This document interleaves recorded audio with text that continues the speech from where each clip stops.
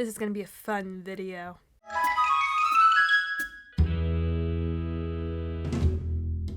Alright, what am I talking about today? Let's start with some backstory.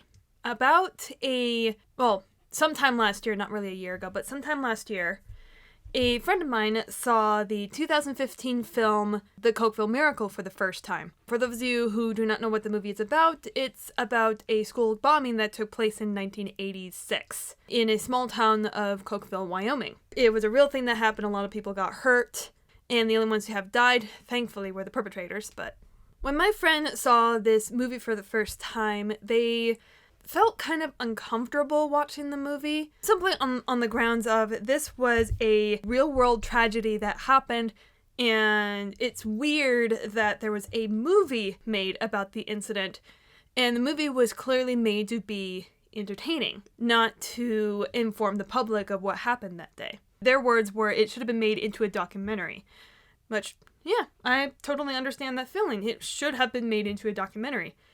Heck, everything that happened on that day, and before that day, and after that day, could totally work as like a 4-part Netflix documentary. But that's not what we got. We got a movie. We got a theatrical released movie. Well, probably only released here in Utah, but still, it was a theatrical released film, and it was clearly made for entertainment. My friend was uncomfortable with this, and I tried to defend the film, saying, oh, no, it's okay to be entertained by this because the victims of the incident were involved in the filmmaking process. They were interviewed. They even got to play a lot of the extras, either playing as their parent. For the kids, they played as their parents outside of the school or the EMTs and such. And they even got their children to play as extras of the kids in the classroom. So no, this film was perfectly fine. And then our conversation then led to, well, what about other films? There are other films made based on real-world tragedies that hurt a lot of people that was made into films for entertainment purposes. Titanic being the most famous out of all of them. And also the most well-received, being the highest-grossing box office film for many years, before being dethroned, then rethroned, and then dethroned again, and then stayed dethroned this time. And of course, you know, the question that some people will be asking is this kind of thing okay? Well, in my opinion, and again, the whole thing, yeah, of course, my opinion, it depends. It depends on why it was made, or why the film is being made, who's making it, and what their intentions are in making this, taking this event and making it into a film, especially something for entertainment. And that's what I'm going to be discussing here. And of course, this video is all centered around the Cokeville Miracle incident and its 2 movies, book, and I covered my mouth, sorry, book, and there was also, actually there was 3 TV special episodes made for it. I was only able to find 1 though. Hopefully, if I remember, I'll talk about it. This is my 3rd attempt in recording this thing, and I keep forgetting about that episode, but that's besides the point. But anyway.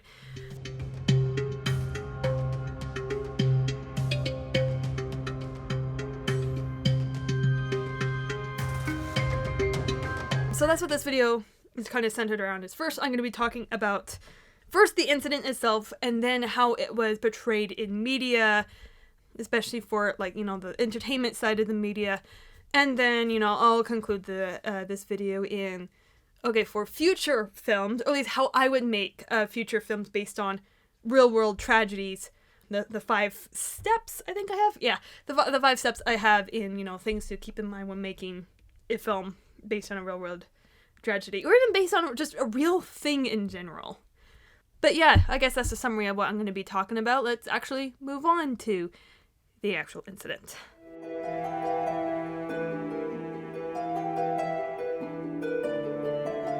There was a lot that happened, especially, you know, a day of, and I will be going into quite, not every little detail, but quite a bit of it. I'm going to be talking about it for quite a while. If you don't care about learning the little details about the incident, I'll summarize it right now, and you can skip to this time, Sam, to skip over to the media representation of the incidents. Yeah, the TLDR is May 16th, 1986. David and Doris Young entered Cokeville Elementary School and took 154 people hostage. They had a standoff with the authorities and the parents outside for 2.5 hours. And then David's wife, Doris, accidentally set the bomb off. But all the kids and all the adults were able to evacuate the building in roughly 45 seconds because they've had previous fire drill exercises the week prior. So everybody was able to get out. And unfortunately, one teacher was shot at, but he survived just fine. Just fine. I'm using that very loosely right now. 79 of the 136 kids were hospitalized and were in critical condition from the severe burns they had, and I believe they were all the ones who were sitting closest to the bombs, while everyone else was sitting or standing further away, either closer to the windows or closer to the doors. So everybody was able to all get out and just fine, and even the other adults and the teachers in the room were able to help them get out and everything.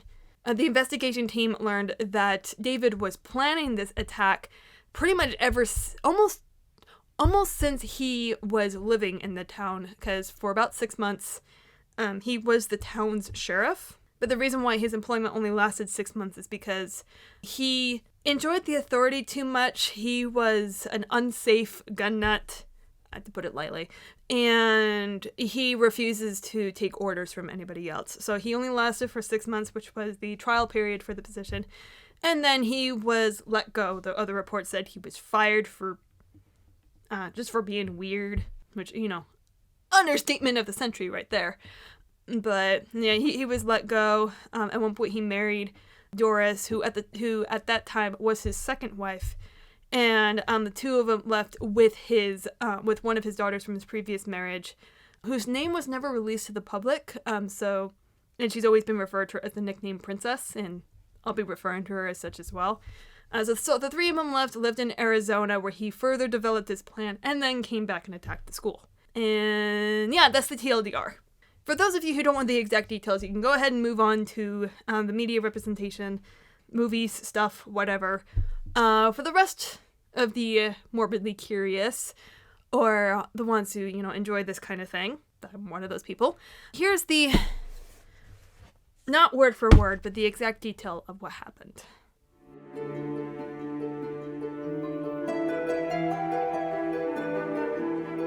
And to basically explain the whole situation, I will be referring to this book, When Angels Intervene to Save the Children.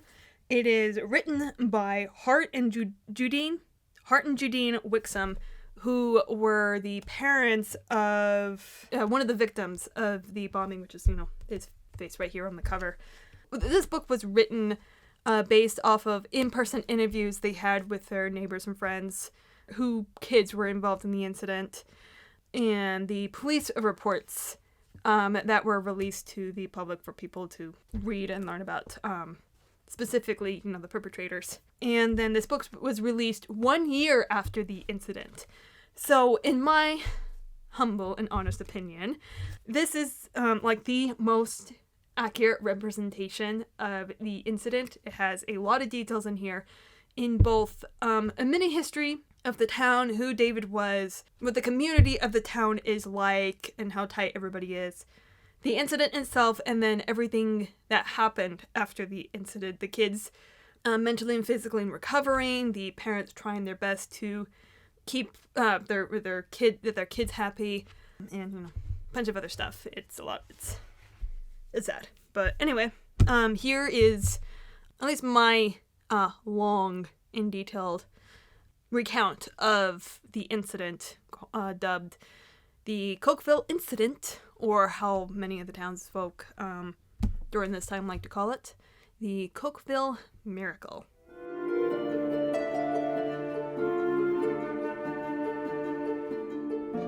First, a little history about the town itself. Cokeville, Wyoming. I'm screwing this up already. All right, the town of Cokeville, Wyoming, sits near the border of Wyoming and Utah. It was first settled by by people who were just, kind of making their way by, and they decided, no, let's stop here. And it wasn't until, like a few generations later that families who were members of the Church of Jesus Christ of Latter-day Saints decided to come in and settle there. Which, by the way, from now on, I'm just going to call them LDS or Mormon. I'm going to interchangeably use those because that's how people most commonly know them, and they're a lot easier to say than the full title. And during the time of the incident, the population of the town was roughly 80% LDS, while the other 20% is a mix of a bunch of other religions. So that is important knowledge to know. 80% of the residents of this town is LDS. Also, everyone knows each other. Children aren't afraid to go to their neighbor's house 5 houses down to ask for any help or assistance or whatever. And the kids all got along, and their sports teams are also known as being really, really good in their state. So it's small, tight-knit community. Everybody knows everybody. So yeah, this is a small history of the town. Now we get to David Young. During the time of the incident, David was roughly 40-ish years old, give or take. I don't remember his exact age. I don't think it's ever really listed in here. Not really, nor do I really care. Anyway, David didn't grow up in Cokeville. He actually was born in California, I think. And then he moved around here and there. He was all over the place. He was known for being really, really smart. And he enjoys taking classes around psychology and criminal analysis stuff. And unfortunately, because of the way that David thinks, yeah, he's not really a good person. An example of that, we actually got a quote from David's first wife, ex-wife, whose name is not known, which is totally understandable. She said that he was always fascinated with firearms, physical force, and violence. He was for real. I was always frightened of him. One didn't get in his way, and I certainly didn't. She described him as an avid reader of sociology books and white supremacy literature, but also said that he never joined any of those right-wing organizations. Yeah, good thing he didn't join any of them, but he still held many similar beliefs to them, which also proved to be danger in and of itself. Yeah, he's gotten in minor trouble with the law here and there. Again, he's a gun nut who, yeah, he really likes his gun, but he's, like his ex-wife described him, he's dangerous. Graduating from college, he married his first wife, had 2 daughters with her, and then, because, she wasn't exactly safe with them, the 2 got divorced, but for some reason he got to keep his daughters with him, which, but proved to be a mistake because he started using them to make money. Luckily, no bad acts, I'm gonna say. No bad acts was performed on them, thankfully, as far as I'm aware. But he did take photos of them, and he would sell them to other people to make some extra money. And he continued doing this for many, many years. And his youngest of his 2 daughters, I think her name was Angie. Don't know if that's her real name or not, but she was sick and tired of the abuse. Don't blame her. And so she ran off and hopefully maybe back to her mother. She's living on her own. I don't know. She ran off, but the oldest of the 2, Princess, stayed with her father for some reason, probably because she felt she can't really go anywhere. In one city, I can't remember where, I think it was in Idaho, he worked as a sheriff for a small town up there, but he only lasted for a few weeks before being fired, because, he doesn't like taking orders, and he abused his powers, his authority powers as a law official, and he was fired. And then a little while later, he saw a job opening for a sheriff position in Cokeville, Wyoming. And they went there, and I guess they didn't do a proper background check or whatever, because he was hired for a 6-month training period. He never learned his lesson from last time. He abused his power in the sense of he gave out tickets and fines willy-nilly for any small infraction. He liked to present himself as a cowboy tough guy. He was also described to having a large gun strapped to his thigh, so he's showing it off to everybody. So after his 6-month training period, they either let him go or fired. It wasn't super clear on which it was. But he was like, he no longer worked as a sheriff for Cokeville. I don't know if it's while he was still sheriff or afterwards, but he eventually met his second wife, Doris. And supposedly was like 10 years his senior or something like that. I don't know. They're both adults. Who cares? So the two of them got married, and the two of them moved out of Cokeville, and I think we know exactly where they went, but eventually they ended up in Arizona. And there in Arizona, Doris worked all day as an entertainer and server person, whatever. She took up all jobs here and there. David didn't work. Instead, he stayed home, writing in his diaries and creating this plan he had that he called the Biggie. Never told anybody the exact details of what the Biggie is. Nobody knew what the Biggie was during the time that he was developing this plan. Well, at the same time, he was also writing his manifesto. And it wasn't until he finished writing his manifesto that he decided, you know what, this is a good time to activate the Biggie plan or whatever.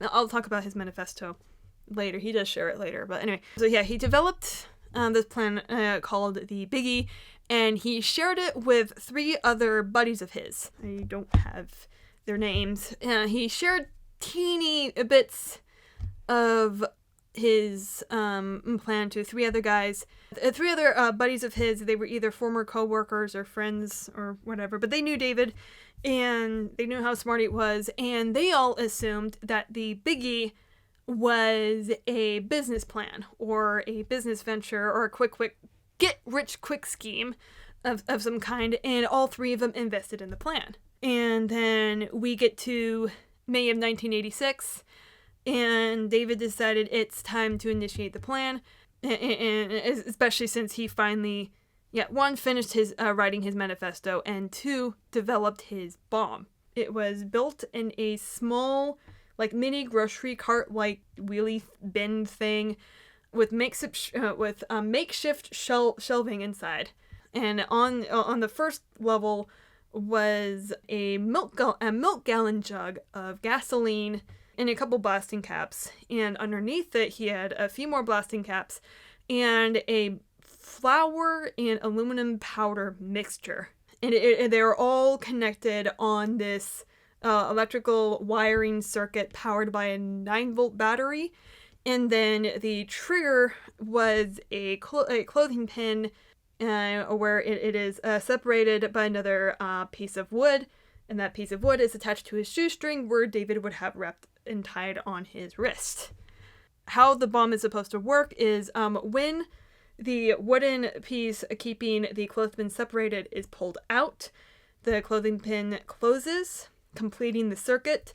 The gasoline jug would explode, and then, when that explodes, the powdery mixture down below would also would be pushed up by the force and then catch fire from the gasoline, and then create a second explosion, roughly where it's brighter and hotter.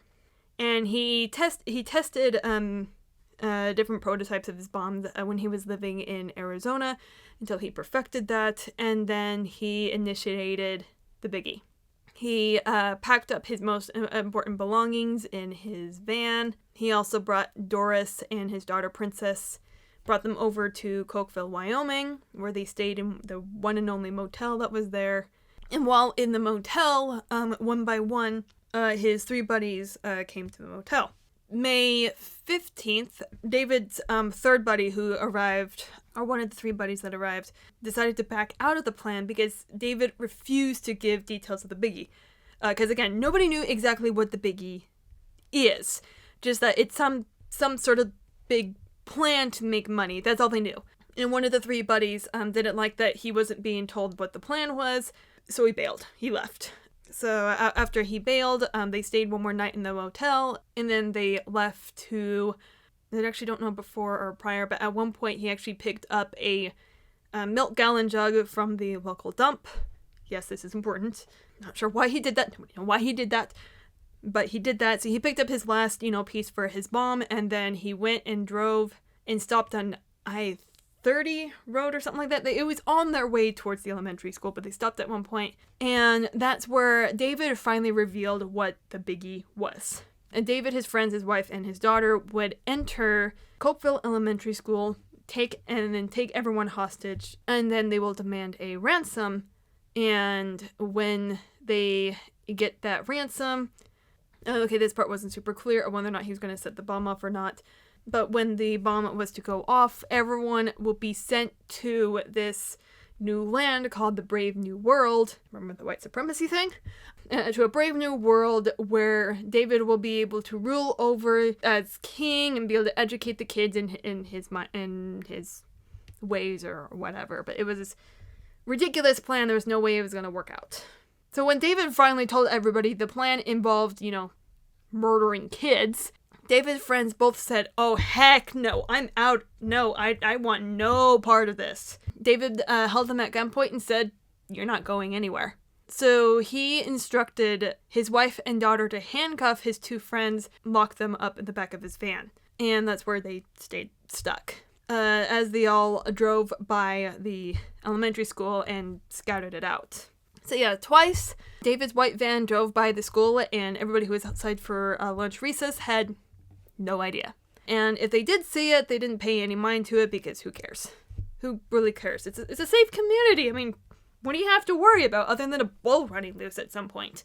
It was also a farming town as well. I forgot to mention that. So at the school, the end of lunch bell rings and everyone heads back inside and goes to their individual classrooms. The principal of the school left during the lunch recess and hasn't come back yet. So the only person who was in the office was Secretary Tina Cook. So once David has seen all the kids go back into the classroom, he drove his van all the way down to the back of the school building on the south entrance area, put together the final pieces of his bomb, and instructed his wife and daughter to carry some of his guns and other supplies and stuff inside the school building, while leaving his two friends handcuffed in his van. And so the three of them enter the school building and get to the office. And it just so happened that when they got to the office, someone else has already beat them there. Cynthia Cowden was talking to Tina Cook because she came in and she was going to be interviewed for a teaching position there. After their conversation finished, Cynthia left to go to the restroom or go elsewhere. And then Tina turned to David and Doris and asked them what they want. "Miss Cook," he said, scrutinizing her nameplate. "Is that your name?" "Yes, it is." "Can I help you?" Tina tried again to initiate a normal conversation. "You certainly can," he responded, but said nothing more. Tina had never seen so depressing and cheerless a look as the one on his face. With a shock, she understood it was really possible for a person to have cold eyes. The man leaned toward her. "Mrs. Cook, this is a revolution. This school is being taken hostage." He couldn't see she hadn't taken in his announcement. "Don't push any alarms, answer any phones, or call for help. We are serious, Mrs. Cook. I have guns and this bomb." David opened his jacket and pointed clearly to the shoelace trigger attached to his wrist and its connection to the shopping cart. Tina looked from the pile of components back to David, still in disbelief. He was explaining about the clothespin detonator. "See where I have inserted the plug between the two ends of the pin? I have only to let them touch, Mrs. Cook, and this entire building, with everyone in it, blows sky high. Mrs. Cook, you and I are only 1/2 inch from death." And that was basically the conversation two of them had. David then instructed Tina to go unplug all the phones that were in the office. And Doris tried to reassure her, saying, "Everyone's lives are now in your hands. You're aware of that, right?" Tina didn't appreciate that. She did as instructed, or I want to say she did, but the way it was worded in the book, and I think in her interview, I don't think she really did. But anyway, she was instructed to unplug all the phones that were in the office. And then over time, there was a couple more adults that came in. Other teacher that came in, who was it? There we go. Janelle Dayton, who was a first grade teacher, came in while this was happening. She was picking up her mail. saw the two of them and thought they were escaping refugees or something like that. But then later discovered, oh, no, there are people here to hurt us. Great! And then Cynthia came back. Rocky Moore also was actually walking by, but then he was eventually dragged into the mess. So yeah, more and more people started, being taken hostage. And then as David was looking for a room to basically hold everyone hostage, Princess at that moment finally developed the courage she needed to stand up to her father. So once everything clicked in her head that what her father is doing is wrong, she told him that she no longer wants to be a part of the plan anymore, and she now wants to leave. David, kind of pissed off, threw his van keys at her and told her to get lost. So she grabs the keys and she runs off. And after she ran off, he quickly, composed himself, and either they followed him or he led them, don't know, but eventually they made their way to first grade teacher Jean Mitchell's room, where she currently has her class and Janelle's class in there. My gosh, I'm trying to remember names. Names are hard. Yeah, Jane had both her class and Jean had both her class and Janelle's class in her classroom. And when David came in, he told her that this is now his room, and then he turned to Doris and asked her to go gather everyone else into the room. Jean tried to stand up for herself, saying, "No, this is my classroom, you're not allowed to be in here," but he pulled out a gun and told her to sit down. And then over time, more and more classrooms were brought in. Anyway, everyone who was brought into the classroom and taken hostage there were 14 afternoon kindergarten students taken. There were 14 first grader classroom 1A, 13 first graders of class 1B, 24 second grade students, 21 third grade students, 15 fourth graders, 17 fifth graders, and 18 sixth graders. Those were all the students of the school that were taken hostage. And then the teachers that were taken hostage, along with Janelle, we also had Kim Casper, John Miller, the music teacher, Jack Mitchell, who was Jean Mitchell's husband and teacher of the fifth graders, I believe, Rocky Moore, who was the teacher of the sixth graders, Gloria Mower, which I believe she was a special ed teacher, Carol Peterson, who was the fourth grade teacher, and Clis Sparks, who was the third grade teacher, along with Tina Cook, who was the secretary, Cynthia Cowden, who, again, she was there to apply for a job, and then we had Pet Benyon, who was the substitute teacher for one of the classes, Verlyn Benyon, who was a teacher's aide, Gail Chadwick, who was a media aide, and Chris Casper, who was a student teacher, Chris Casper, because we have a Kim Casper and a Chris Casper. Again, this was a really small town with very few jobs available in there, so it's either for our farm work, teaching work, police work, EMTs, whatever. So it's actually really common for the teachers to be in here to be related to each other in one way, either by, husband and wife, like Jack and Jean, as I think Pat was Verlene's daughter-in-law, but I don't know Kim and Chris's connection to each other. And also some of the teachers, their own kids are also in these classrooms as well, which, how terrifying is that? Not only is mommy and daddy involved in this incident, so were their kids. So it's all terrifying.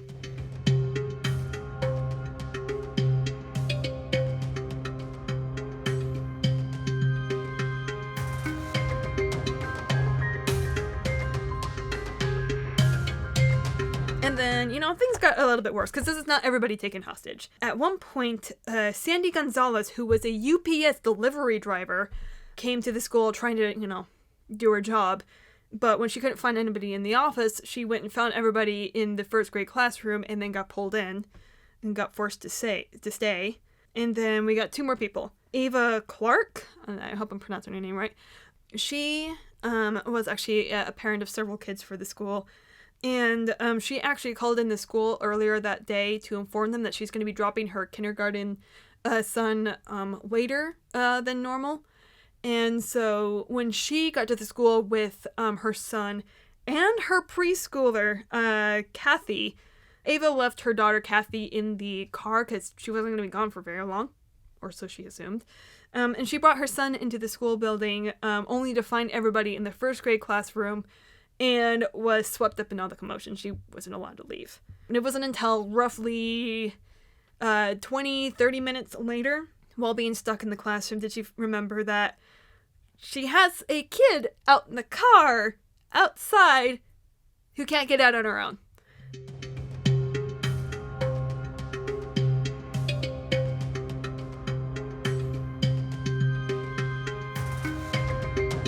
So she actually begged Doris to let her go out and get her youngest. Doris refused to let her go. So Ava then asked Doris if Doris could go out and grab her child. Somehow that worked. So Doris did go out, grab the child, and came back in. So Kathy ended up being the last person to be, well, technically the last person to be taken hostage. Before Kathy was brought in, the principal did come back and saw that everybody was in the first grade classroom for some reason, and he was pulled inside. And but he didn't stay in the classroom very long.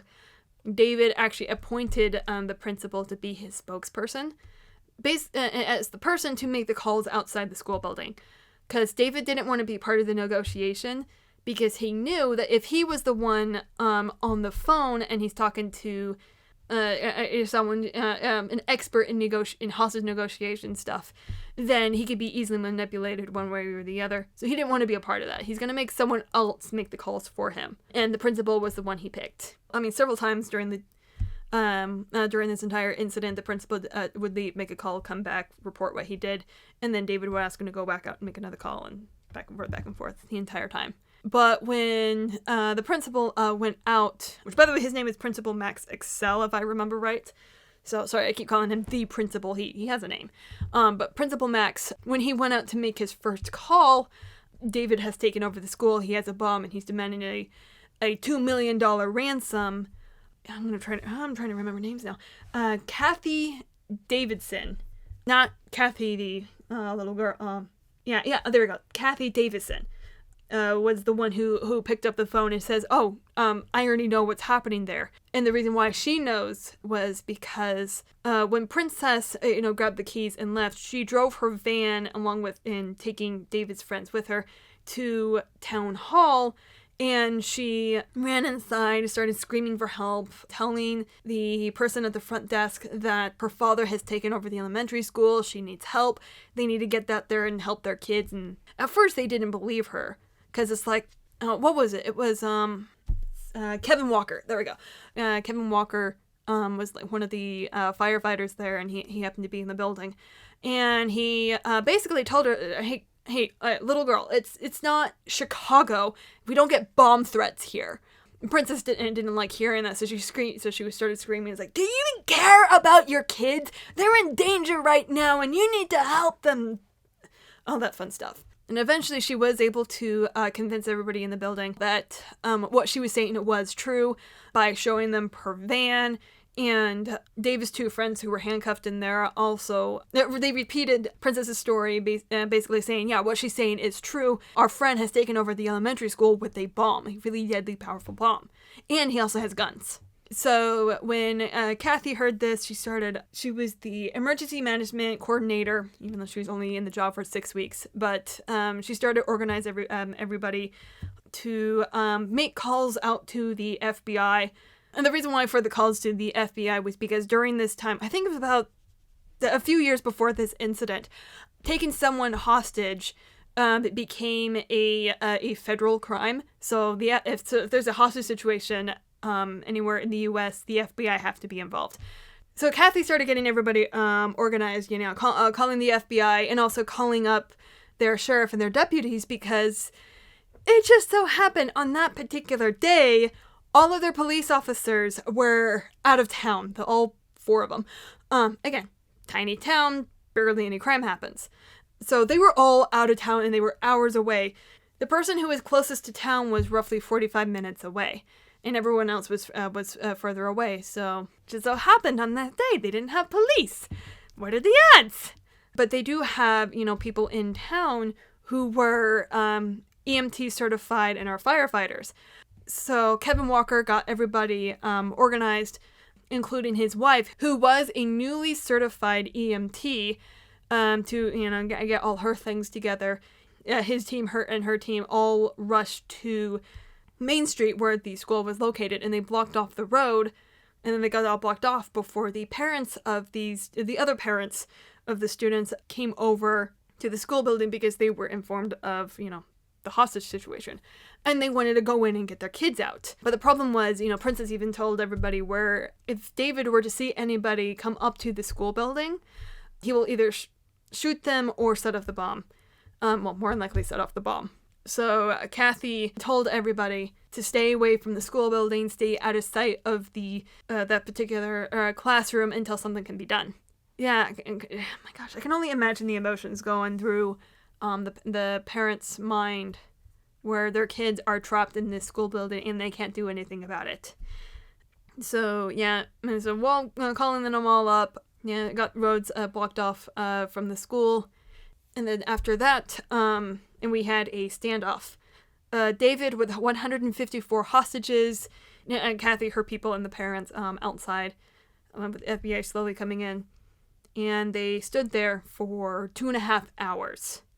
So not much was really happening outside, but inside the classroom, when you have a bunch of small kids, ages from 4 to 12, I believe, not all of them are gonna sit quietly still. They're gonna get up, they're gonna move around. When they get bored, they're gonna make noise. They're gonna start touching things, and, typical little kid things. Because you can't sit them still for more than 10 minutes, much less 2.5 hours. So during that entire time, the teachers, with permission from David, they were allowed to leave the room to go visit the library or the printer room or their other classrooms to bring in things like books to read, coloring books to color in along with other coloring utensils. At one point, a TV set was rolled in to play some cartoons for the kids to watch and, basically keep everybody entertained and quiet. Oh, I completely skipped over this. I'm sorry. During the start of the standoff, once David got everybody in the room, he had paper copies of his manifesto passed out to everybody, both adults and kids, and he shared his manifesto. His manifesto was titled 0 equals infinity. And, luckily, I have a copy of it. And did I read it? Well, I got halfway through it and then my brain hurt because, unfortunately, I was suffering a cold while I was reading this, and so it's just it was hard to think. But anyway, my rough interpretation of his manifesto, he believed that the reason why people believed there to be a God was because a lot of people got together and just said, hey, there's a God, let's believe in them. And everybody just accepted that. Actually, that's only a small part of it. There was also this other rant about Socrates, I believe, saying something like, there are some things I don't know, which in turn means I know everything. So not knowing something means you know everything, and everything you don't know nothing. It was just...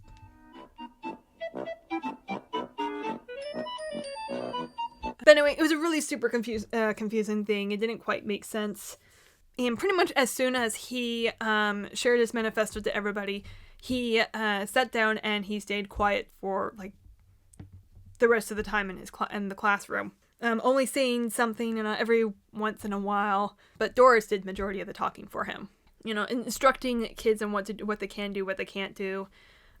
Demanding the teachers control the kids and whatever, all the fun stuff of, someone in power has. But, but the teachers, did the absolute best they could to keep the kids calm, get all the coloring books and such, but tension in the room still continued to climb. David started looking more and more agitated. He also got, easily irritable as well. He either discovered or Princess told the authorities or something like that.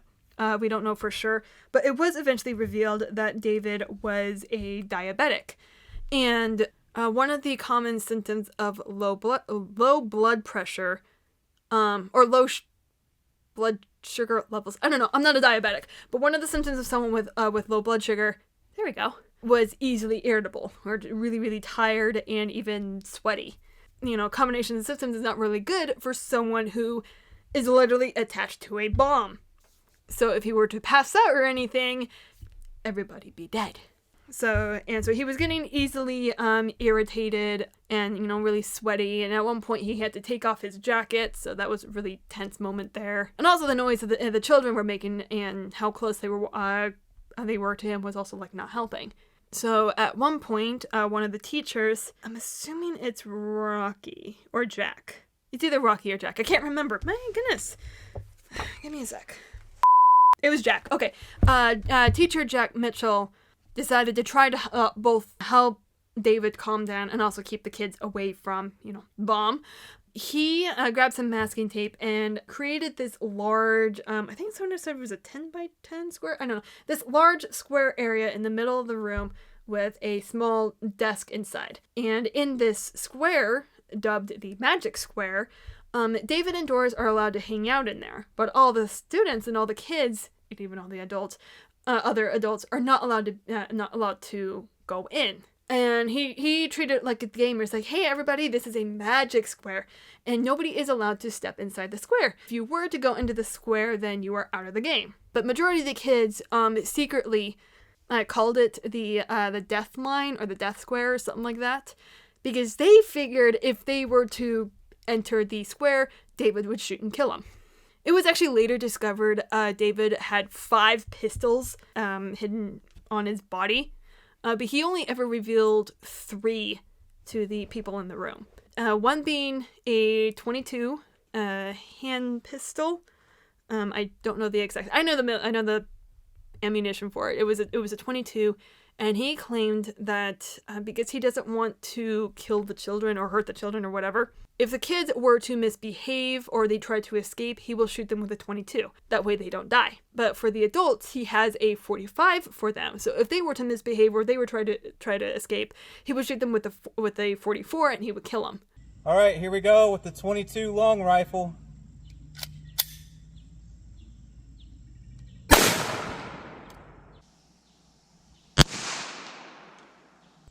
And now for the .45.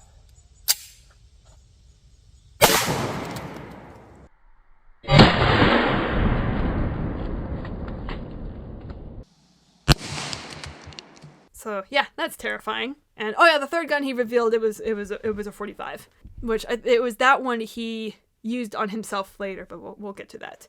But yeah, he revealed these guns to these particular guns to everybody. It's either him or Doris. It wasn't super clear, but one of the two or even both of them made the claim that there were people outside the school building.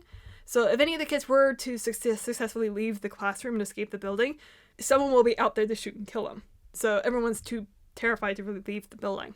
A complete bluff, because the only people outside were their parents and other officials, but they don't know.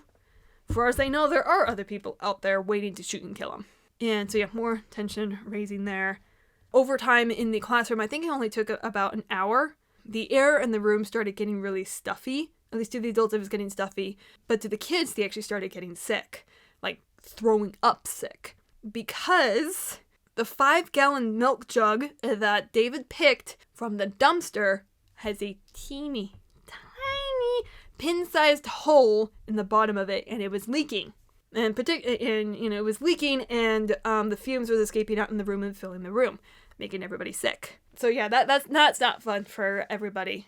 And actually, the leakage, the gasoline was actually slowly dripping into the flour and aluminum power mixture, which is an important thing to remember. It was dripping into there, but the fumes was filling up the room, making everybody sick. So the teachers asked David if it's okay to open the doors and the window to vent out the air. David allowed the windows to be open as long as the kids stay away from the windows. As for the doors can be open too, but they have to create a barricade out there in the hallway so nobody can escape. Carol Peterson, I believe, was the one who was assigned by David to be door monitor. She did not like that, but it's either follow his orders or risk everybody being blown up. And so she followed his orders. Now, see, another thing that happened was, remember earlier I said 80% of the town are LDS? Well, of course, that also included the kids. Many of the kids in that classroom were raised in the LDS household, and they were taught that if they wanted God's help or God's protection or anything like that, then they can kneel to the ground, fold their arms together, bow their heads, and pray to their Heavenly Father. And many of the kids in the classroom did that. Some of the teachers even later reported, yeah, they saw the kids doing this. And there was even one teacher, I think it was Jean, who did this, because at one point she went out to the copy room to print some more coloring pages for the kids.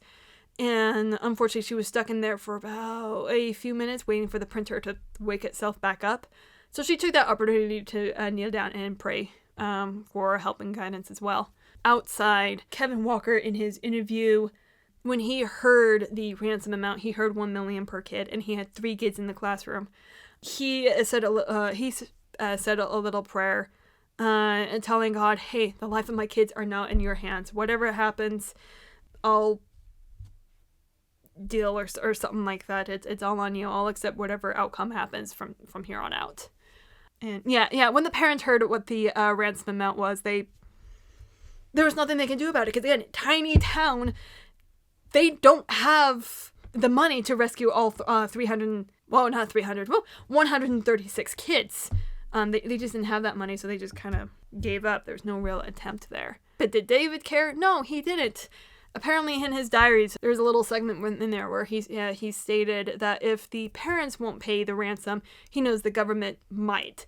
But if the government won't pay his ransom, then he knew that their church will pay. He assumed that the Mormon church would pay the ransom. Fun fact here, no, they wouldn't. There actually is another movie, I can't remember, was it Staravia? I can't remember. 2 missionaries in Russia were both kidnapped, and when the church learned what the ransom was, they just worked with the government. They just worked with the Russian government and the U.S. government in trying to get their missionary backs and refused to pay the ransom. Don't know the exact reason why they refused to pay ransoms, but part of my theory, and I've also talked to other members, because again, I live in Utah. I have plenty of people to talk to. The theory was, or the assumption is, that if the church does pay ransoms every time their missionaries are kidnapped, because they're sent all over the world, especially to dangerous places, then the missionaries would be in constant danger of being kidnapped, killed, for money. And so the church refuses to pay ransom. So even for this particular incident, I don't know if it was a policy during this time, but yeah, there's a possibility that the church won't pay it. They'll just work with the government and get them to either pay it or to rescue the kids. Luckily, it never went that far. But anyway, so that's another thing that I have to point out. Yeah, there was praying involved, and the reason why I mentioned that was because again, the title of the book says "When Angels Intervene." Take a random guess. So soon after the kids did their little prayer circles, they reported they started seeing angels in the room with them. Yeah, they were people dressed in white, and they were standing by certain people.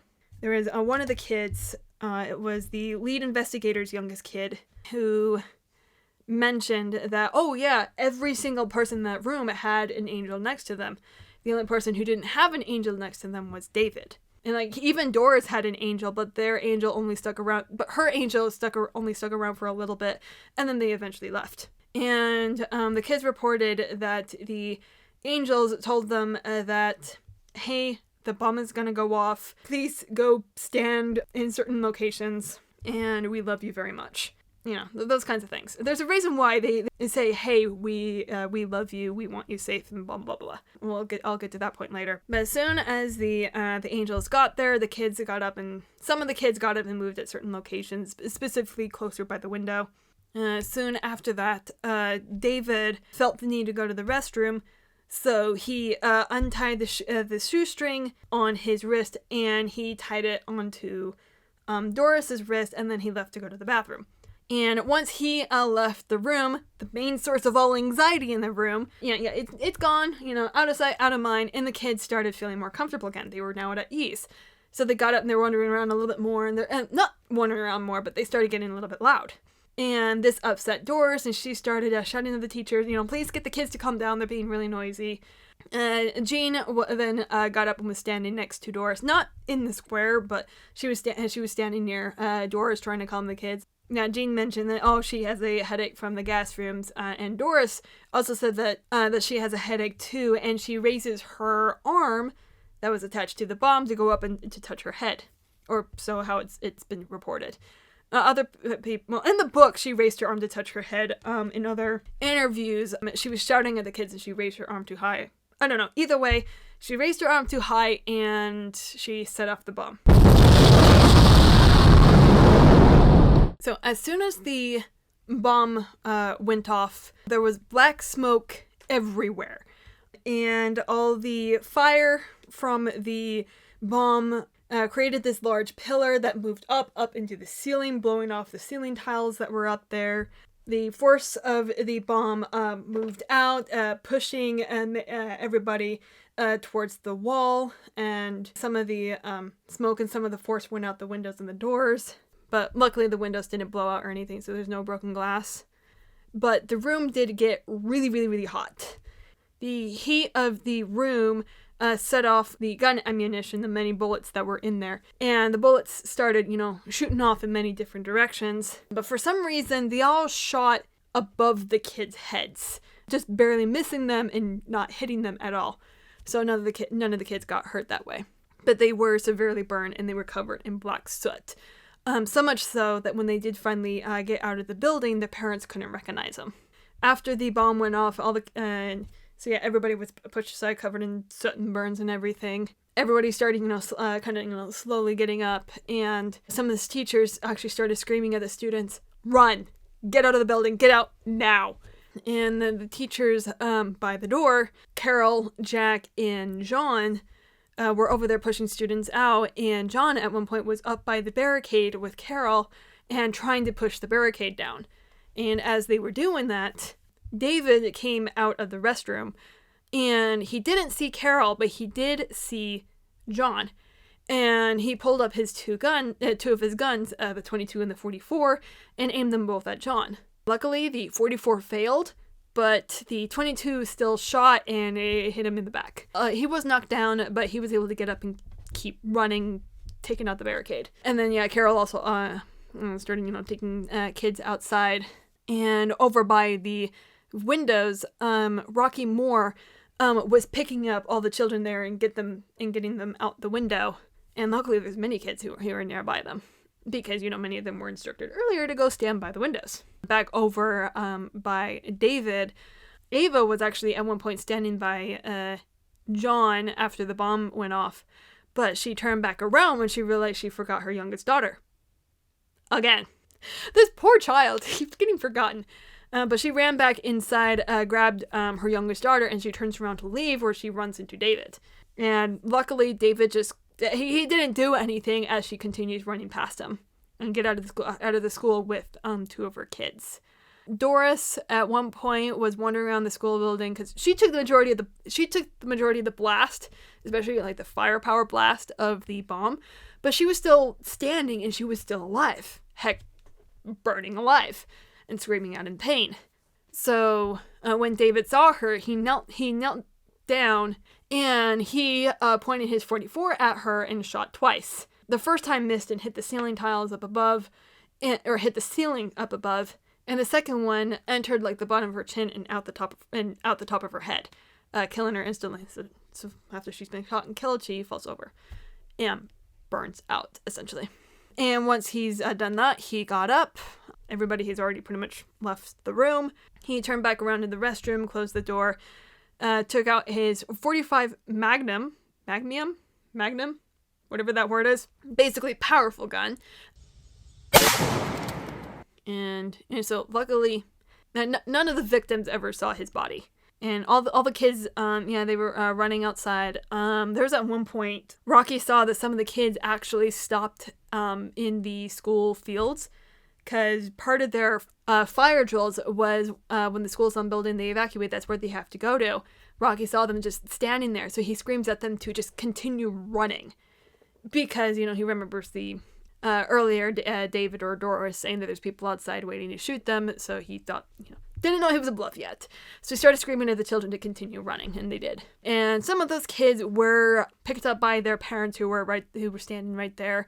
Others ran past their parents because, again, they were covered in black soot and burns, so it was really hard to recognize them. And soon after the bomb went off, Kevin Walker and his firefighter team drove up to the school building, and he was hanging out outside the school building. He was standing right there by the windows where all the kids were coming out, and he never saw his kids come out. The two daughters and one son that was in the classroom were found by his wife, and they were taken to the hospital. And she was able to join him there, too. So it was all fine. So yeah, some of the kids were picked up by the parents, but the ones who ran past their parents were either caught by the EMTs or they ran all the way back home. Oh yeah, because a couple of them did that. And there was even a couple of students who didn't even have their shoes on because they all flew off or whatever. And there was one kid who managed to find his bike and ride all the way back home. But luckily, those particular kids weren't in any, didn't have any life-threatening injuries. So as soon as the parents came and got them checked out, they were allowed to go home. But so it was 79 kids, and then plus John Miller, who were sent to the hospital to be treated for severe burns, and they were in critical condition, a lot of bleeding and such. But all of them came out fine. They were able to physically recover in the hospital. Nurses and doctors said that they were amazing patients. Despite the trauma they went through, they were really cheerful, and they all recovered really, really well. So it was thank you. But, unfortunately, the trauma of that day doesn't stop when it ends. Lead investigator Ron Hartley, if I remember right, he had a few kids in the classroom that day, but he had no idea about the incident because he was driving home from a city far away in Utah, and he just when the bomb went off when he got to Main Street, and he thought all the traffic there was because some idiot got into a car accident. But it wasn't until Kathy Davison found him and told him, there was a hostage situation at the elementary school and a bomb went off. You need to come out and help us out. So that's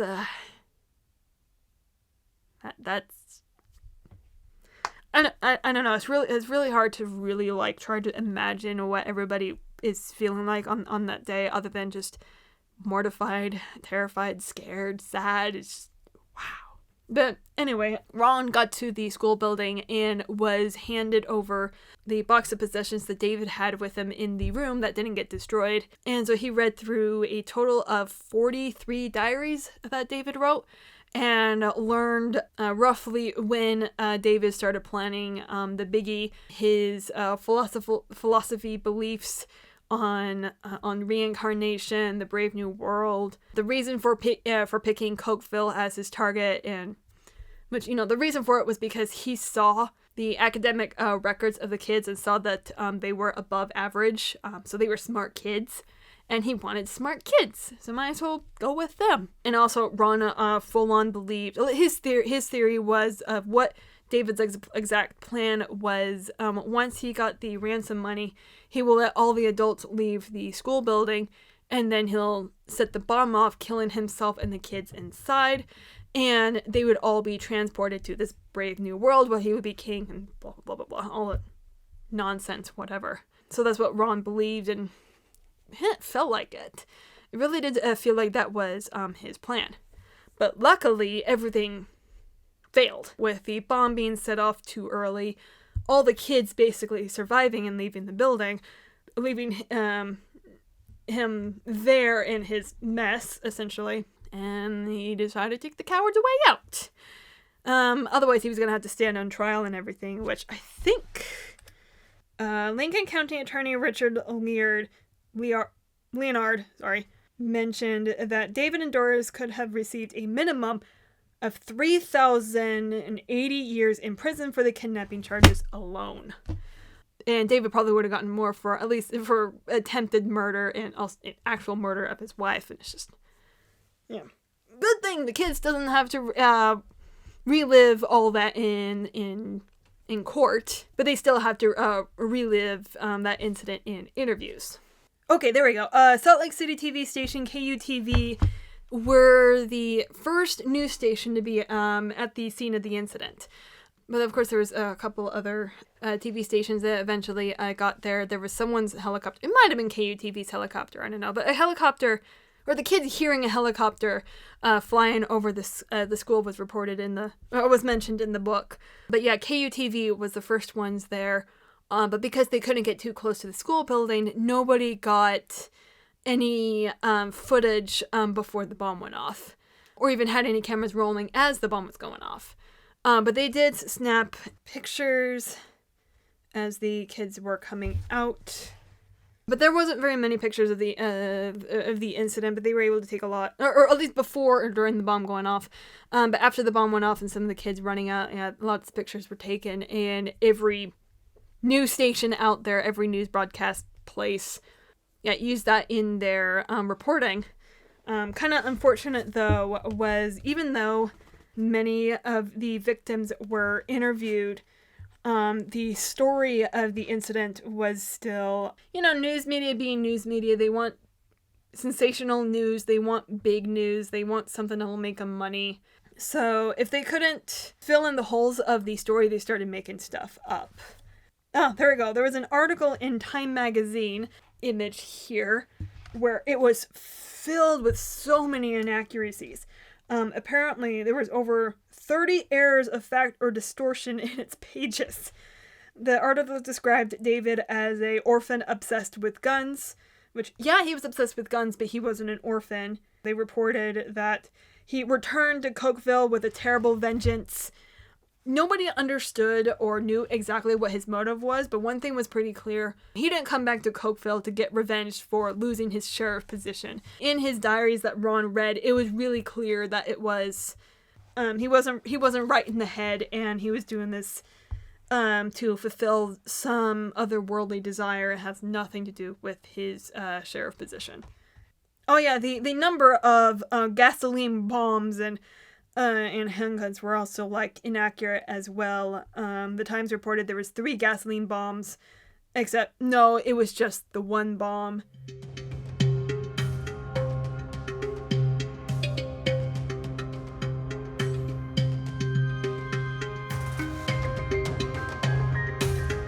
Nine handguns and 4 rifles. Yes, there were 4 rifles, but there was only... David wore 3 visible guns. A 4th was hidden in his belt. Okay, so David had 4 guns on him. And Doris had 1 hidden in her purse that nobody saw. And the Time also said that the hostages stood at gunpoint, which, no, they weren't. I mean, they did have the gun pointed at them a couple times, but not the entire time. And they were allowed to sit down and kind of do their own thing within David's reasonings. But they weren't held at gunpoint throughout the entire time. David's bomb can wipe out the entirety of Cokeville, which, no, if the bomb worked correctly, it would have only destroyed the school building, if even that. So there was a bunch of... That's what the orange mark tabs here are, all the different inaccuracies and everything. And the worst of it was Time magazine. It's just, oh my gosh. And of course, times don't change. Oh my gosh, that was a terrible pun! Anyway, so that was the real reporting of the whole thing. And then also John's, investigation on David. Something I haven't delved into yet, and this might be the last little detail I would say about the incident, was the bomb itself. I did describe the different parts of the bomb, what happened in the classroom, but the thing is, how the bomb went off in the classroom, it wasn't supposed to work like that. Rich Heskell was Wyoming's certified bomb expert. Rich reported that despite how powerful the bomb seemingly was, or was supposed to be, according to the tests that David performed in Arizona, several things that happened in the classroom that prevented the bomb from being as deadly as it would have been. His report had a list of 14 factors, which is here written in this book, that led to why the bomb didn't kill anybody. And I'll summarize that for you now. Yay! More reading! The first thing, the first of 14. The connecting wires on the lower set of blasting caps, because again, there was 2 shelves, there was 2 blasting caps on the top and 3 on the bottom. I think it's listed in here somewhere. The wires connecting to the lower set of the blasting caps has been cut through cleanly, preventing battery circuit from reaching the caps and detonating them. This reduced the amount of gunpowder sprayed into the room on detonation by 40%. So this part is actually still a mystery to this day. Those wires being like actually cut, not frayed, not worn out or anything. It looked like someone took some wire cutters and just snip. And actually in Ron and Rich's Wyoming History Archive interview, Rich mentioned, it looks like the wires were cleanly cut. I have no explanation why that is. But in Ron's interview, the interviewer asked Ron if it was possible that David was the one to cut the wires. But Ron was adamant, saying no. David had full intentions to go through with his plan no matter what. There's no way he would suddenly back out last second and cut the wires and prevent the bomb from not being as effective. And also, nobody else in that room can get near the bomb in that way. Especially not with wire cutters, with David literally sitting right there watching everybody. It was impossible. My theory, though, there's two. It's my theory, and then I'll get to the other theory. Because David had the bombs in his van where his friends were handcuffed in, my theory was maybe they were able to get up and they were able to snip some of the wires. And that helped dampen the effect of the bomb. But the thing is, they never said anything to the authorities about cutting the wires or anything. That's something they could have said to the authorities when they were being interviewed, but they never said anything, so there's a possibility maybe they didn't mess with it, or maybe the bomb wasn't even mostly put together in the van. It was probably all fully put together right there at the school building, so they weren't able to go up and cut any of the wires or anything. And if it was right then and there, David would have saw everything being connected just fine, so it probably was... The other theory was angels, but... to each their own on whether or not that's a believable theory. I'll just leave it at that. But in the end of the day, wires were cut. Nobody knows why. Factor number 2, the 2 blasting caps which did not detonate, or it was the other way around. It was 2 on the bottom, 3 on the top. But you get my point. There was 5 total.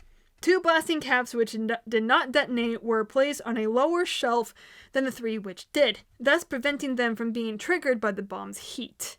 So 1, because the wires were cut there, the blasting caps didn't go off because of that, and also 2, because they're far away from the other blasting caps, they still weren't able to go off. So, great.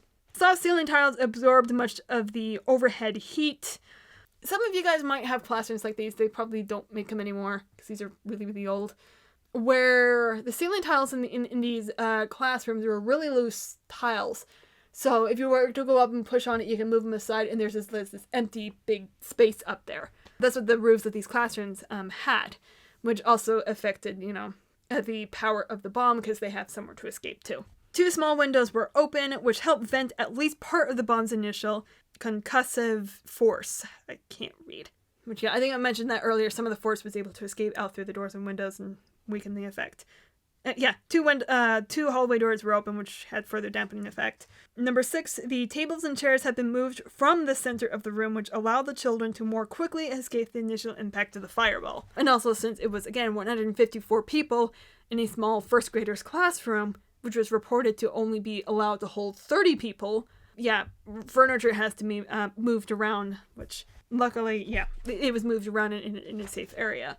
So the kids can still escape, and 2, the furniture wouldn't have gone flying and hit any of the kids or adults or whatever. Number 7, no one was sitting or standing directly against the walls where the main combustive force of the blast traveled after spreading across the ceiling. Yeah, that was another thing. Nobody was up against the walls, thankfully, where they would get crushed by the force, but they were standing far enough away that when they did get pushed against the wall, they were hurt from the impact and not from being crushed or anything, so yay. None of the children were standing or sitting in the 10 by 10 taped off magic square surrounding the bomb, and were thus slightly distant from the effects of the initial explosive. Some of the kids did stay kind of near the square, but because there was enough of a distance from them and the bomb because of the magic square, they didn't die, but they were the most burnt, and they were all the ones that ended up in the hospital in critical condition, but they didn't die.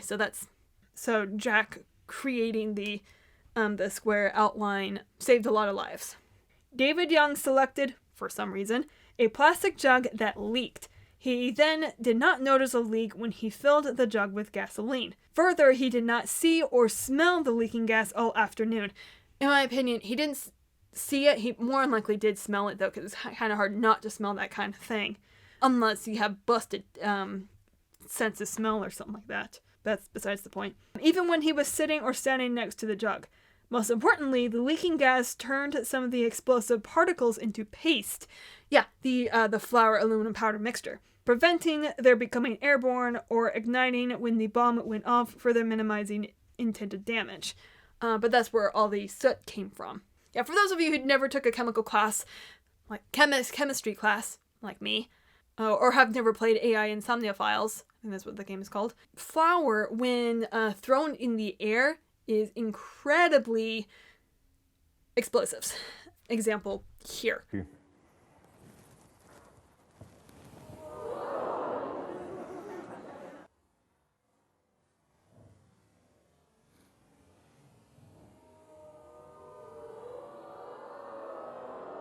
So having the powder turn into a wet paste, it still burnt, but it didn't become a second explosion and didn't do the damage that David wanted them to do and intended for it to do. Doris's body apparently absorbed much of the explosion's fury, and she was standing between the bomb and the hostages.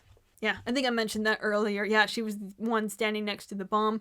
All the firepower and blast landed on her, but because the firepower of the bomb was dampened so much, she was able to survive, but, just barely, before, being shot by David.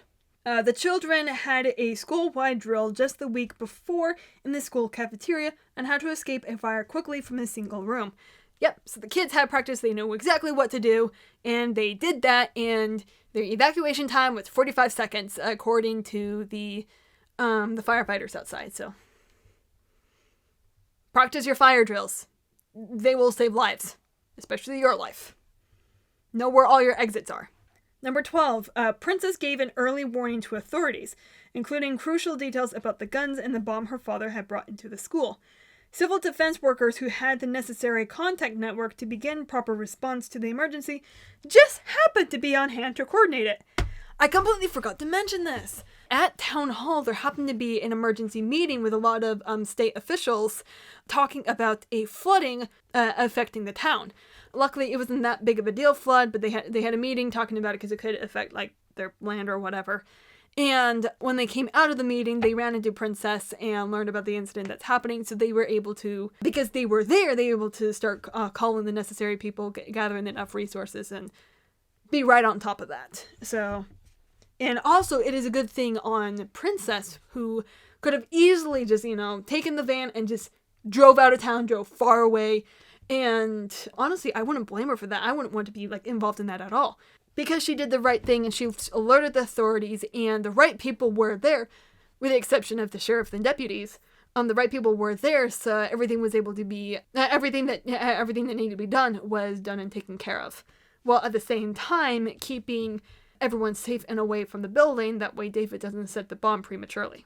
Number 13, the hostages wisely chose to wait out the dilemma rather than risk being shot trying to escape or rushing David Young. To have done the latter would have left them more exposed to the close-in maximum explosive force of the bomb. Yeah, this is where I want to mention. Tina Cook, the very first very first person taken. She later reported to police officers when they were interviewing her about her side of the story. She mentioned that she actually thought about running to the intercom system and alerting everybody that a dangerous man was in the building and they needed to leave. She figured that she wanted to do that, knowing that she's risking her life. But she thought that if she did that, then her life would be the only one taken that day, and all the kids would have gone out safe, and they wouldn't be, recovering from burn injuries. But police, during that same interview, did tell her, actually, it was a good thing you didn't because of this exact reason. If she were to try to do anything to alert the rest of the school and get them to evacuate sooner, or at that moment, David wouldn't shoot and kill her. He would set the bomb off, which would have been at its most effective setting, essentially. So the school building would have all been blown up. And so Tina did mention in her interview where she's like, it took a while for the officer to convince her what she did was what she ended up doing was the right thing, because nobody did anything to risk, the bomb being going off or being shot. Everyone survived, with the exception of the perpetrator, but then again, they don't count. Everyone was able to survive because they didn't do anything to risk the safety of everybody else. Last point. Despite the dense smoke, the teachers did just the right thing at the right time at the windows and doors to evacuate all the children from every part of the room before anyone had time to succumb to the pain, fire, or lack of oxygen. Burn injuries are no joke. They are painful and they look very painful. Luckily, the worst I've ever gotten was, sunburn. Just basic sunburn. I think I had a blister sunburn at one point, but that's like nothing to what compared to what these kids had. One of these students interview, I can't remember her name, but yeah, she mentioned the moment she got outside, she got to the EMTs, and she looked down at herself and saw the burns on her arms. The pain finally kicked in, and she started, going into shock. So it was a good thing they were able to get out of that building before they realized how injured they were. And of course, that's not really technically the end of the incident. There's actually more stuff happening afterwards, like, the angels that the kids saw in the room. They later discovered that the angels in the room were actually past relatives they had either have no memory of or they never met before because they passed away so long ago. And they discovered they were their past relatives by looking at their family photo albums. Actually, a couple of the photos they used in the 2015 film were real photos from the victims, and those were the ones pointed out as the angels who were in the classroom that day. Yeah, there was that. So there was more stories. More kids, were reporting, they saw angels, and many of the parents kind of, at least according to the authors of this book, as they got to that point, they interviewed many of the victims and the parents and such. And the only kids who were actually, the only families who were actually willing to share their story about the angels were the Walker family. So Kevin Walker's kids, or at least the daughters, the son actually didn't see them, but the daughters both said that they saw a woman and I believe a man angel. And it turns out the woman was their grandmother, their mother's mother, who died when their mother was 15 years old. And the man was their uncle or their dad's brother who passed away a few years ago. But that's the first family that was willing to share their story. The second family willing to share was Ron's youngest kid. In this book, hopefully you can see it. This is a drawing that Ron's kid Nathan, who was a first grader, drew of the layout of the room, and there's a little angel hanging out up there. Ignore the highlight. That wasn't me. That was someone else.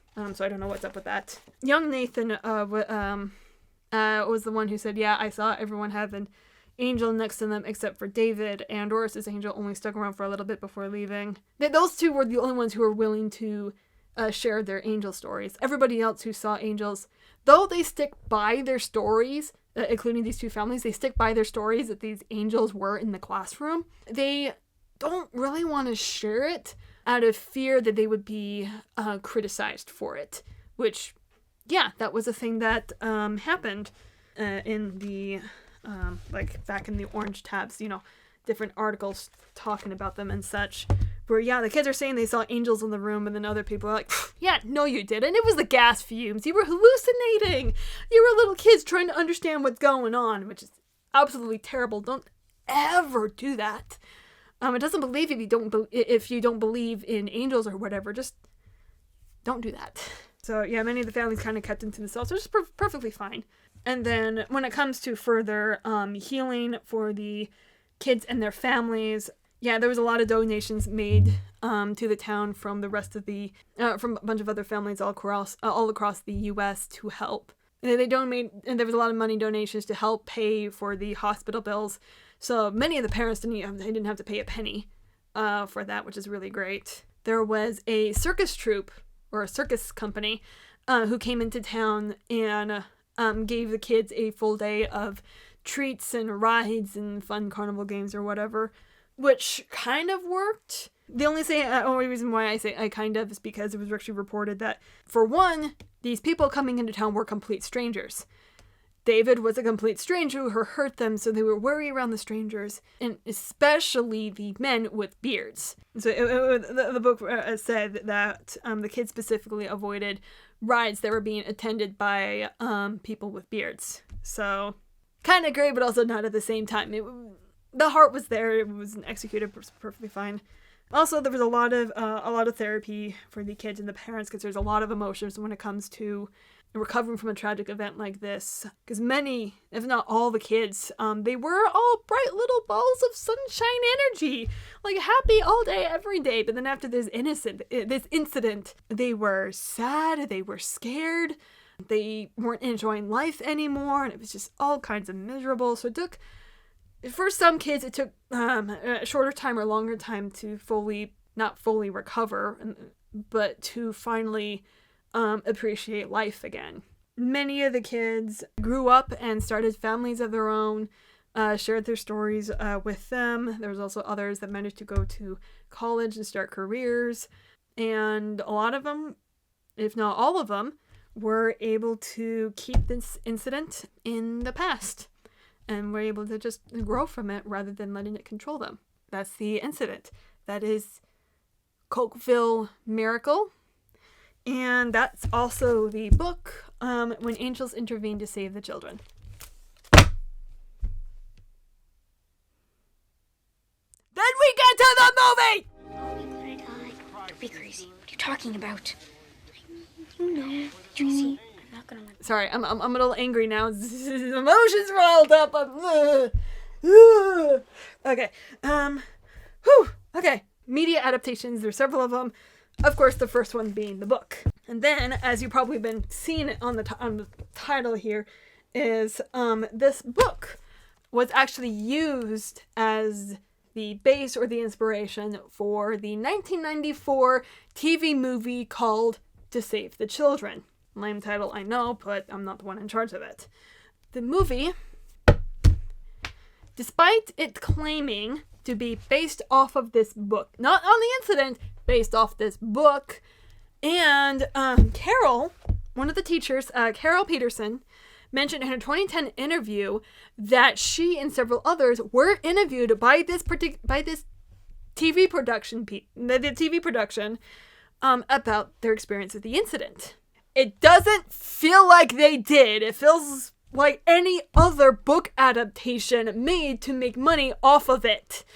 Make off of the fan base or something like that. That's what it feels like. So, yeah, the 94 film. I'll say one good thing about it. The acting is actually pretty great.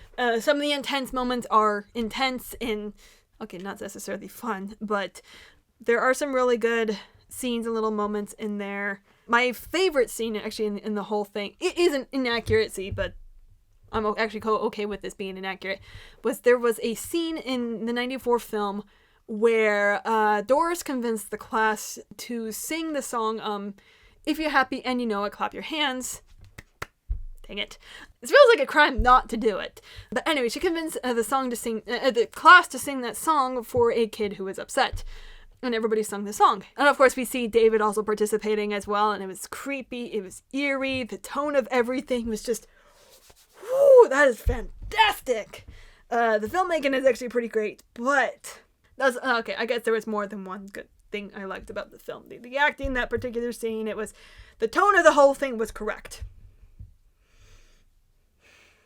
I shouldn't be, that's a kid's face right there, I just need the huge amount of accuracies and things wrong with this film. Let me just read them all out for you. Not like my throat's dying or anything. And dog, you are not helping. David tested his bombs in Arizona, not Utah.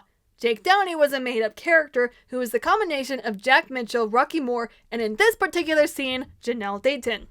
If Jake is Jack, then his wife should be teacher Jean Mitchell, but she's not. Jake's wife is another made-up character who served no purpose other than extra drama.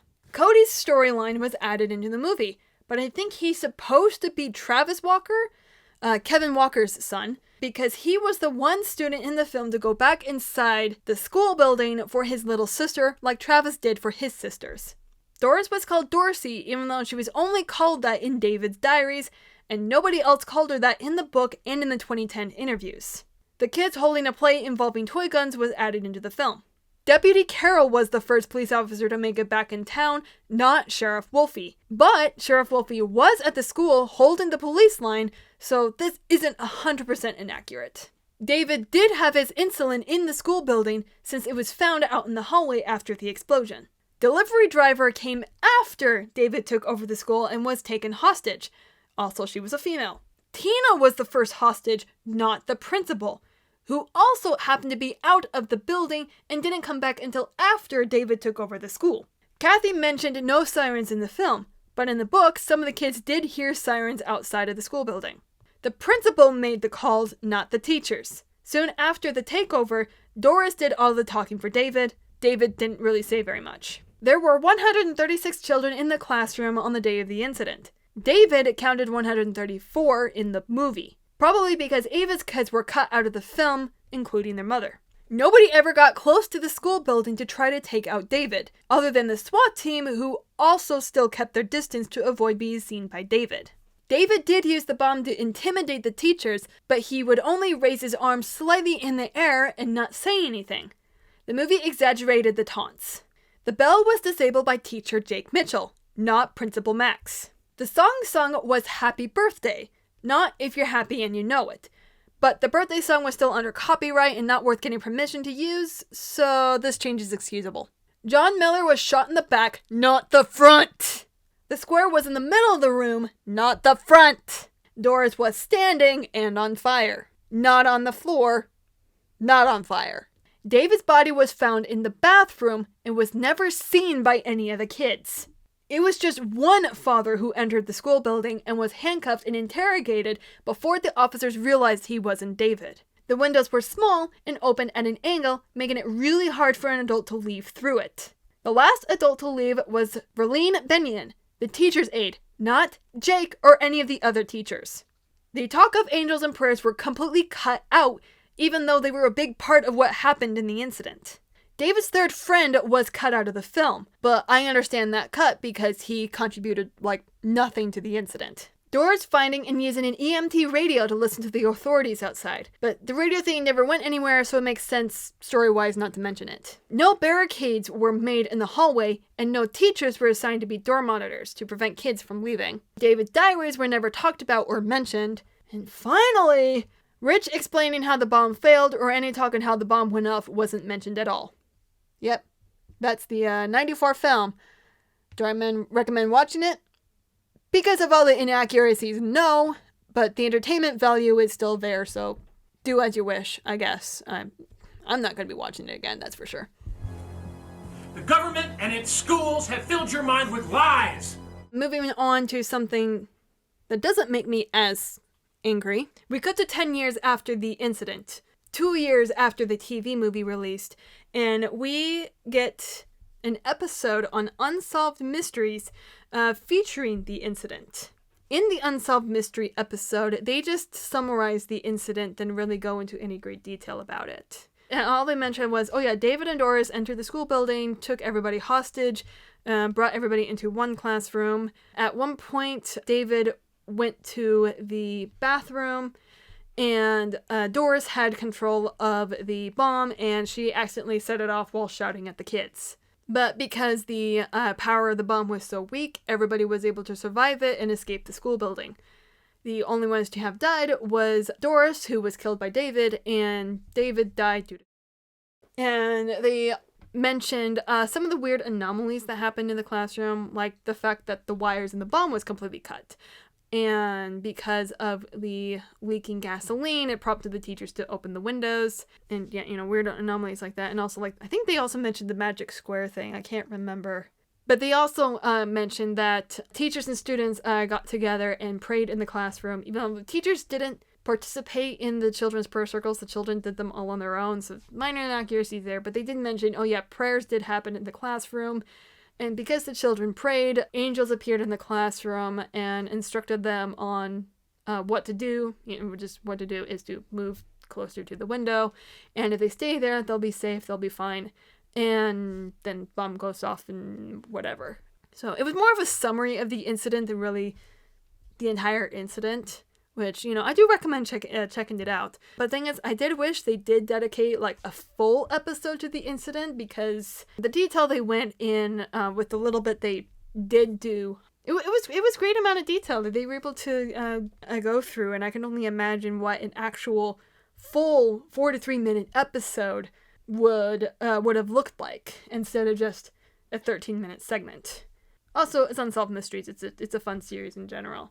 I just wish they talked about more about the incident and actually went full detail on it. But it's a decent summary of the incident. Shut up! And then finally, we jump to 2014, technically, where director T.C. Christensen made the decision to make a theatrical feature-length film of the Cokeville Miracle. And that's what he used to title his film, instead of the book, you know, To Save the Children, even when angels intervene to save the children, because that's a really long title for a movie. And, you know, T.C. Christensen, who actually is a director known for creating films based on LDS church stories. And so he decided he's gonna take this incident and make a theatrical film on it. Since, there's been a TV movie, but not a theatrical film. And also, the victims of the incident weren't exactly happy with the TV movie. Carol even mentioned she didn't like how the teachers were portrayed in the 94 film, which, you know, totally understandable. The teachers barely did anything in the 94 movie. They just kind of stood there. But TC did went kind of the extra mile, where instead of basing the 2015 film on the book, book, he instead went and talked to the victims. Unfortunately, many of the adult victims have passed on. For example, Verlyn, I'm trying to remember her name, Verlyn Benyon. She was 60 years old during the time of the incident, and she was able to live into her 80s, if I found the right obituary. But she did suffer a cough from smoke inhalation because she was the last person out. So, of course, you know, her passing away was, you know, the thing to be expected. But also many others also passed away, like Rocky Moore that did pass away. I think during the production of the film. I think it was. I can't remember. But anyway, but at this point of making this movie, all the children victims are now adults. Many of them being parents of their own kids who happen to be the same age as them during the day of the incident.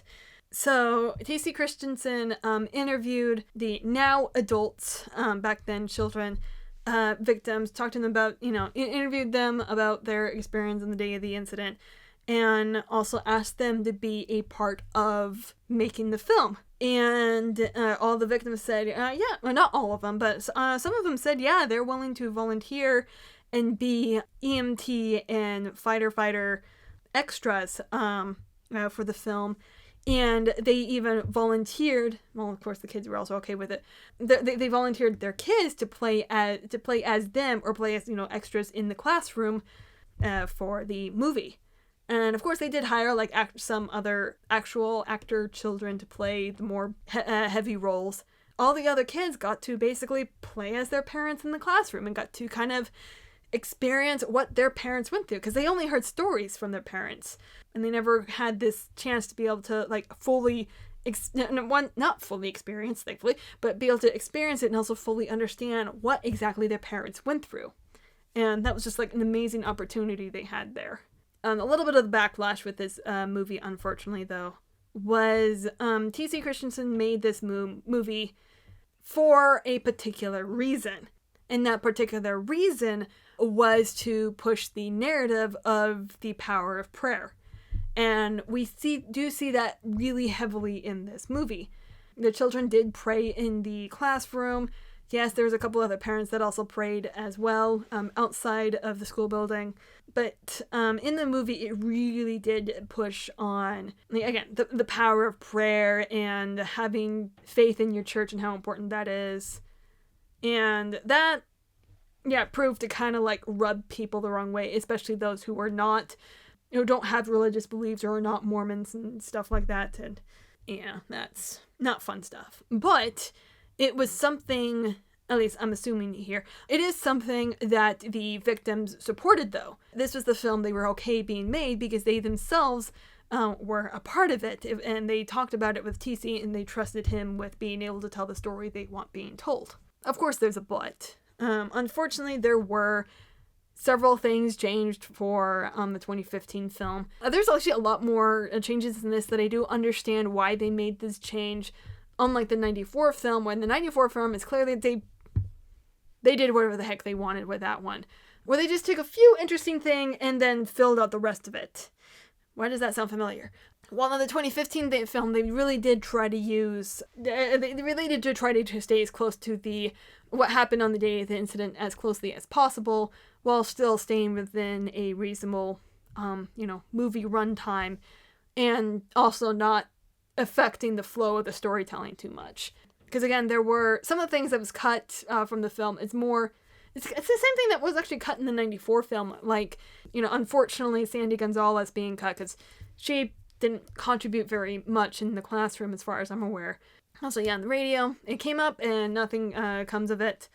There was at one point, Jake realized that he needed to go turn the school bell off, otherwise it might scare David, and set the bomb off early.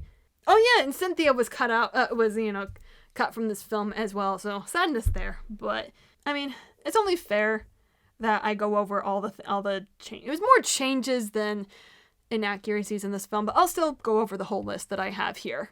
But I'm not going to be as mad about it because they're actually closer to the incident than the 94 film, and whoever's walking around needs to stop! Ron Hartley was an investigator and deputy, not town marshal. Oh, actually, that was a good thing in this film, where in the 94 film, they made up a character to play as the main character, while in the 2015 film, they actually used a real person as the main character. Good job, 2015 film. Okay, now back to the list. Ron had no idea about the bomb until he was on Main Street and saw the barricade.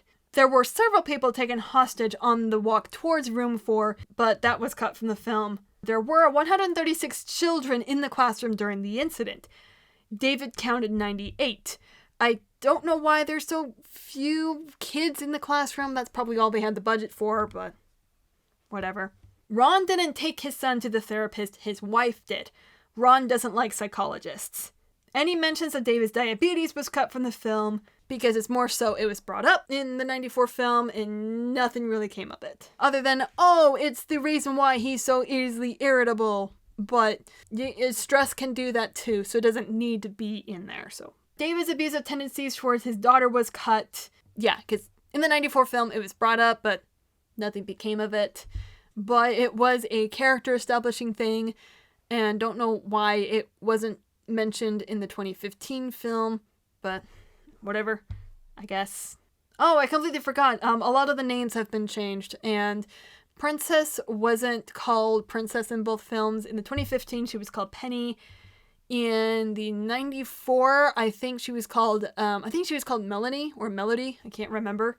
But yeah, for the movies, they gave her an actual name, just not her real name because it was never made public. David's third friend who bailed early on was never mentioned, but, he didn't contribute really anything to the incident, so it makes sense why he was cut and never mentioned. Cynthia Cowden and Sandy Gonzalez and several others were not present. I think they did more cuts on the number of adults in the classroom in the 2015 film than they did in the 94 film by, one person. I don't know, maybe it is a budgetary thing, and keeping flow of the story because too many people, too many things going on. Dora's finding and using a EMT radio was cut, but understandably so since that goes nowhere. Same reason as the 94 why it was cut. The TV set wasn't brought into the classroom. That was also an interesting thing where there was a TV set that was brought in on the day of an incident. It was brought in the 94 film, but yeah, nothing comes of it. So it's probably one of those keeping the story flow going, so they didn't have a TV set in the 2015 film. There's a lot more I'm talking about in this list. Oh my gosh. The images of a person on the wall was never mentioned. Oh, that's right. In both the incident, the book also mentioned it, in the 94 mentioned, there was this weird outline of a person on the wall. Nobody knows whose outline that was because it couldn't have been Doris's because of where she was standing. Except in the 94 film, it does feel like it was Doris's, like death shadow thing. I don't know. Yeah, the 2015 film doesn't mention it. And that was actually because they never visited the classroom in the 2015 film. On the 94 they did. David's diaries were never mentioned, nor was his manifesto talked about. Probably because it's one of those, it's brought up, but nothing becomes of it. But it's a part of David's character, so it should have been left in the 2015 film. Or maybe it's one of those things they want to focus more on the kids and less on David. Probably. I don't know.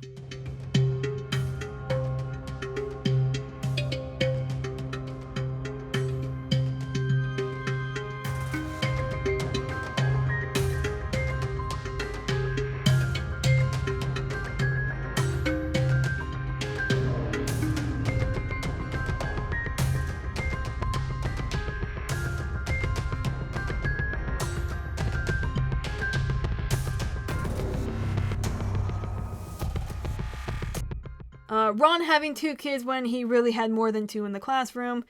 Verlene Benyon teaching a class even though she was a teacher's aide, not a teacher, and she wasn't even substituting. I want to say it was like her daughter-in-law was the one who was substituting. Verlene Benyon was taken hostage in the when she was in the office, but she didn't have a student with her.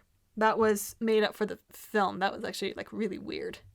Some names of adults and children were changed for the film except for David and Doris. Not sure why, but doesn't matter as long as you know whose is who. Ben being a similar character to Jake in the 94 film, where he is a combination of Jack and Rocky, leaving Jean Mitchell single again. Poor movie Jean. She's not allowed to be married, I guess, in the movies. Verlene Benyon, her again, offered her life if David would let the kids go free. It was a film edition. Verlene Benyon, instead of Jean Mitchell, was the one talking to Doris when she accidentally set the bomb off. Fire alarms the week prior were planned and they didn't go off randomly before the incident happened. So I don't know where that plotline came from. Yeah, I guess looking back on it, the 2015 film, though it more accurately portrays the incident, they still made a lot of weird changes that doesn't quite make sense, but and also a lot of weird cuts as well, especially when it comes to establishing David's character. But I think, like I mentioned earlier, the filmmakers wanted to focus more on the students and also the narrative of the power of prayer than really fleshing out David's character. But then again, you don't really need to know every little detail about David. Just that he's a crazy man who believes in reincarnation and wants to kill children. That's, I guess, for any bad guy in any film, that's about all you need to know. But yeah, that's all the media representation we have, at least for entertainment purposes. The 2010 interviews, I mentioned them a few times earlier, but the Wyoming History Archive 2010 interviews also gave a lot of different information that's not mentioned in the book or the movies. And there's also some things that also contradicted each other. So it is really confusing on what is fact and what is fiction, or what is true, what is made up, what is exaggerated, what is forgotten, what is remembered. And it's kind of a normal thing when it comes to events like these. Again, back on Titanic, I can't remember the name of the channel, but I remember there's one particular channel that is dedicated to digitally recreating the sinking of the Titanic, which, wow, it looks amazing. And he's mentioned a couple videos where it's really hard trying to recreate this sinking because the claims in the interviews of the victims of the incident, one person would say one thing and another person would say another thing that kind of contradicts what the other person said. So it's a lot of guesswork as to what really happened the night of that particular incident. So it could be something that applies to here, and the filmmakers and also book writers did the best they can when it comes to creating their medium, and at least for this one is for informing the public, but for the movies to try to keep things entertaining, and for the 2015 kind of truer to the events, and also telling the story that the victims actually wanted to tell. Yeah, I think that's all I have really to say about the 2 movies and the book. And I guess we'll move on to the points I really want to make now. Sorry it took forever to get to this moment, this moment, this point, this time. Yeah. My brain's melting. If those wires had been connected, it would have killed everyone in the room.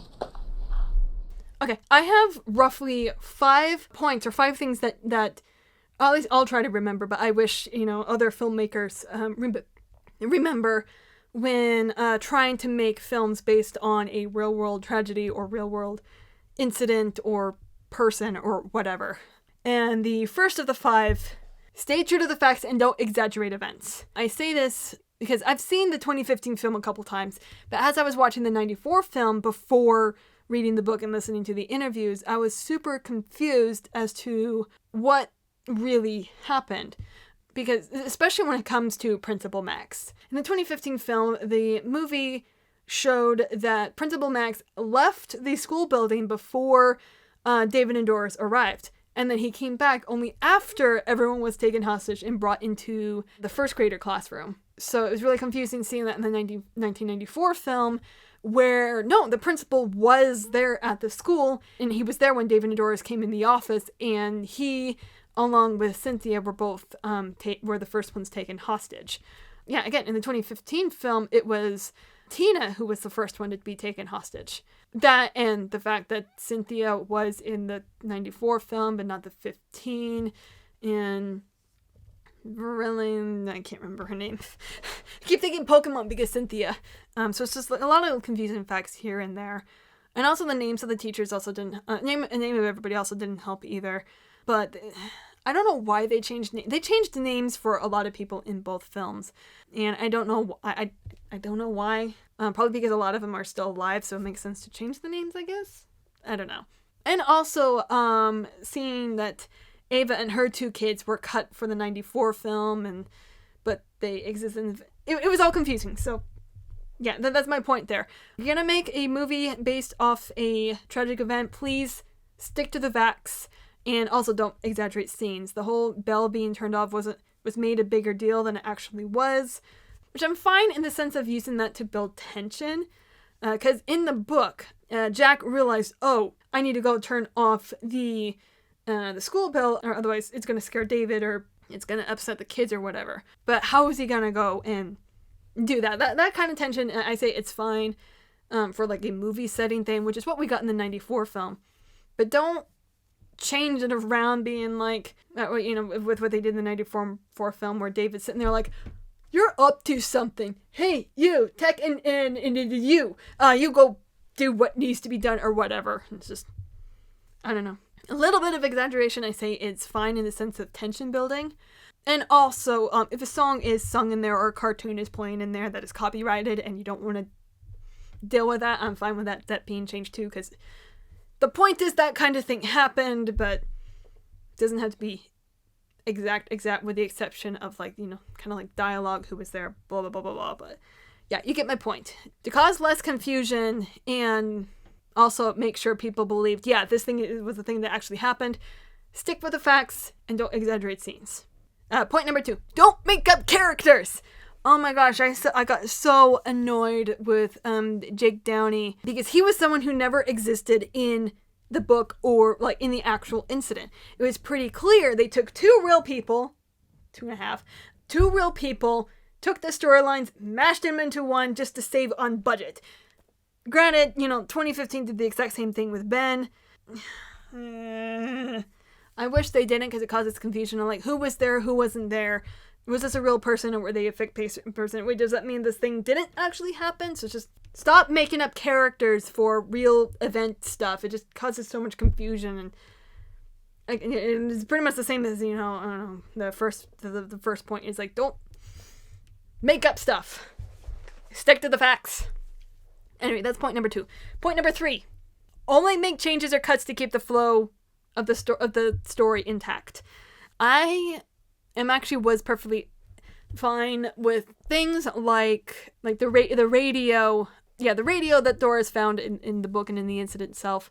I'm actually kind of fine with that kind of thing cut out to help with the flow of the storytelling, because it's kind of like a downside when it comes to storytelling. Is like, if you're gonna bring something up, do something with it. So to keep the flow of the story intact while also still trying to stay, accurate to the incident is fine. Making some cuts in the case of things, kind of like brought up and nothing becomes of it, or something brought up and it doesn't make sense for everything else. Okay, fine for that to be cut or whatever. But try not to cut out too much. Try to keep everything in your film as much as possible to stay true to the events. Point number 4. Don't push a narrative unless it's something the victims support. This one is kind of like a positive towards the 2015 film. The talk about angels and family guardian angel stuff was something that was a part of the incident, whether you believe it to be, a real thing or not, or whether or not, this was a figment of the kids' imaginations or whatever. But the thing is, to us outsiders, that doesn't matter. It is not for us to really say. It's what the victims wanted to say. It's their story, not ours. It's their trauma, not ours. How they want to present the incident, how they want to present the perpetrators, the people involved, the things that happened. It's more so on them than it is on us.